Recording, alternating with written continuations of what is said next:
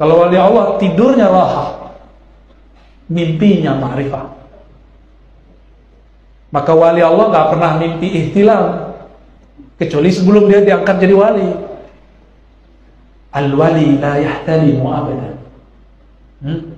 Wali gak pernah mimpi basah, karena mimpi basah menunjukkan otaknya jorok. Kita bolehlah di alam sadarnya otaknya jorok, tapi jangan sampai dibawa ke alam bawah sadar. Alam bawah sadar itu masuk ke dalam kolbu. Jangan kotori kolbu. Cukuplah badan ini bermaksiat, tapi jangan dibawa ke alam mimpi. Al-Imam Al-Qattani dihibur oleh baginda Rasul SAW. Ditanya, ada apa engkau wahai Qattani? Dijawab oleh Imam Qattani, wahai ayahanda rohaniku, aku mengeluhkan zikirku tidak berpengaruh kepada qalbiku. Apakah obat? Fama dawa'u qalbi? Apa obat kesatnya keras qalbu?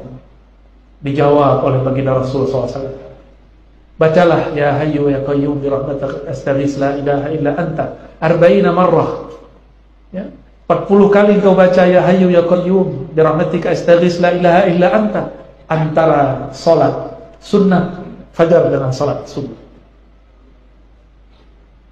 Inilah menjadi usul thariqah samaniyah. Pokok thariqah samaniyah. Sebelum seseorang itu ditanam biji mahabbatullah di kolbunya, maka digemburkan dulu tempatnya.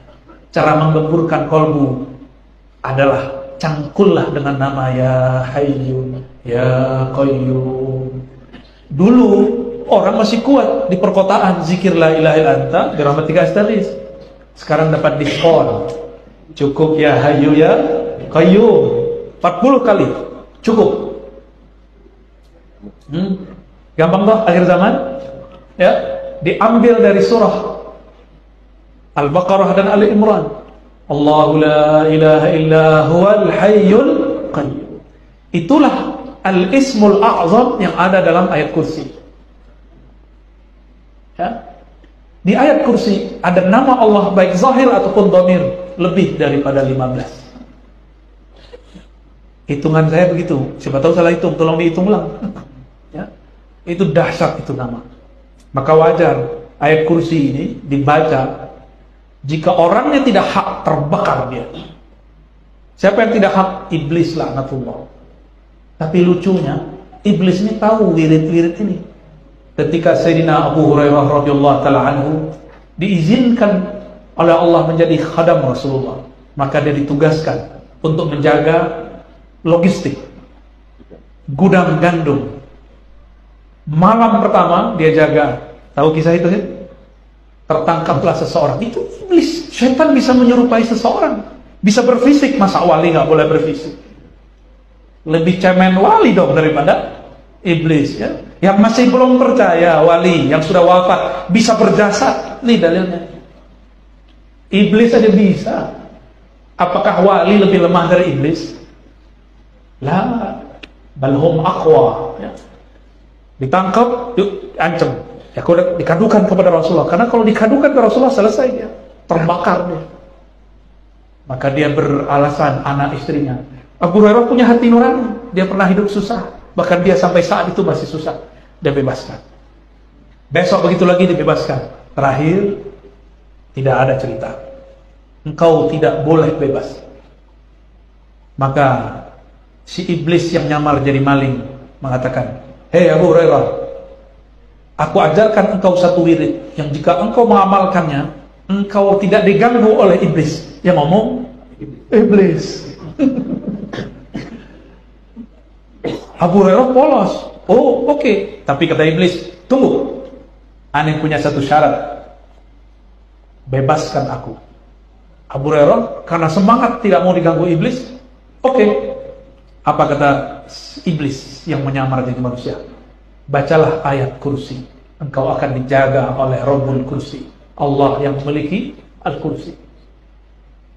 Maka dilepaslah karena Abu Hurairah orang yang menepati janji. Setelah dilepas, besok pagi beliau datang kepada baginda Nabi SAW. Apa kata Nabi? Saduq wa huwa kadzub. Hadis sahih.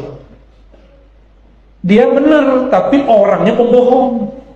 2 malam ente ditipu, tuh kazub. Kazub itu mubalaghah minal kazib. Udah dalam. Emang dari sononya udah parah, kalau pakai wow, udah nggak bisa diapa-apain.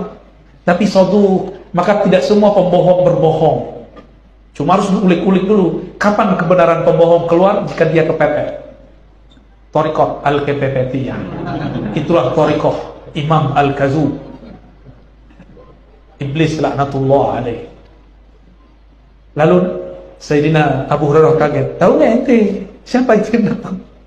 Itu adalah syaitan nyamar jadi seorang maling. Itu masih mending nyamarnya jadi maling. Ada yang nyamar jadi ustaz. Ini yang gawat. Semoga tidak ada yang nyamar jadi ustaz. Di situ ada lafaz hayyu qayyum. Coba baca hayyu. Nafasnya keluar nggak? Hayyu. Nah, kenapa ini bisa membuka kolbu? Kolbu ini juga berkaitan dengan otak secara zahir. Jika kita buang ha, maka di situ ada rahasia Allah Al-Fattah. Allah buka itu isi otaknya. Encer lagi otaknya yang beku. Hayyu ada ya. Apakah makna ya? Yasin. Sebelumnya saya nukil tafsir Ibnu Katsir, ya insan atau ya Muhammad. Itu artinya. Insan di situ Nabi Muhammad sallallahu alaihi wasallam. Ada tafsir ma'rifatullah. Ini ilmunya Abang Guru nih.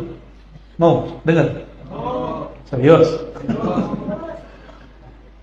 Ya itu qalbunya Rasulullah sallallahu alaihi wasallam. Ya itu simbol huruf qalbu Rasulullah sallallahu alaihi wasallam. Titiknya ada berapa ya? Betul? Benar nggak? Itulah yang disebut Ahad Ahmad. Maka dalam lingkaran kolbunya Rasulullah itu, di situ ada asrar Ahad dan Ahmad. Jadi titik pun dalam ilmu ma'rifatullah nggak boleh sembarangan. Inilah yang disebut ilmu titik di bawah ba. Kalau ini ilmu titik di bawah ya, banyak ilmu ma'rifatullah.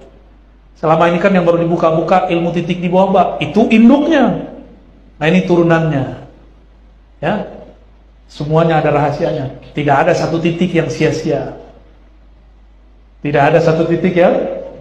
Maka ketika disebut ya si ya qalbu Rasulullah. Apa isinya? Sin. Coba baca sin. Ada nafas yang keluar? Maka sin dalam ilmu asrar adalah nafasur Rahman. Bunyi nafasnya Allah yang Maha Kasih itu sin. Ini di ilmu asrar. Kitabnya belum ditulis. Kitabnya baru dijelasin. Ibnu Arabi sudah pernah jelaskan tapi masih umum. Imam Al-Buni menjelaskan tapi versi rajah. Jadilah jimat. Karena yang bikin jimat bukan wali, jimatnya jadi wali setan. Karena salah satu titik itu bahaya. Maka saya tidak menganjurkan antum menggunakan wifik rajah dari kitab cetakan Syekh Al-Buni itu. Apa judul kitabnya?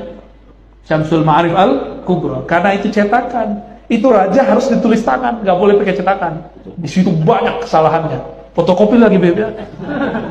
Yang sahih itu yang masih manuskrip. Manuskrip tua, masih tulisan lama. Walaupun saya dapat sanad Syamsul Ma'arif Kubra, tapi saya nggak menganjurkan. Ya, itu ilmu beliau ilmu huruf. Satu titik ada maknanya, satu alif ada artinya. Karena kalau alif hilang, ahad jadi apa? Had, maknanya berubah. Ya? Maknanya berubah. Coba ba nggak dikasih titik, gimana cara bacanya? Penting nggak titik? Penting. Tapi orang yang dibutakan hatinya mengatakan nggak penting. Ar-Razi dongeng apa lagi nih? Gak apa-apa ya. Biarin aja mereka. Wah, arif anil kita berpaling aja dari orang jahil. Nggak usah kita kemudian tanggapi. Allahumma sholli ala sayyidina